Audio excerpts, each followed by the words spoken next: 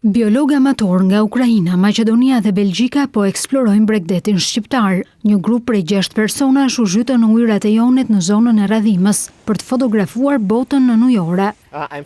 Jam nga Ukraina. Ne zhytemi për qejf. Shqipëria ka një det të bukur dhe jetë të pasur në ujore. Para Vlorës janë zhytur në brigjet e Ksamilit e Jalës dhe ajo që kanë parë i ka lënë mbresa. Peshkaqen pam afër Jalit, por ishte i vogël. Këtu kemi ndeshur më tepër oktapod. Ata thonë se kjo është periudha më e mirë për të parë botën në ujore. Në verë, i nxehti dhe numri i lartë i pushuesve largojnë gjallësat. Ky është viti i tretë që zhytem, jo vetëm në Shqipëri, por edhe në Egjipt e Ukrainë. Nëse ndjek rregullat nuk është e rrezikshme, është interesante të shohësh jetën në ujore, është e larmishme dhe plot ngjyra.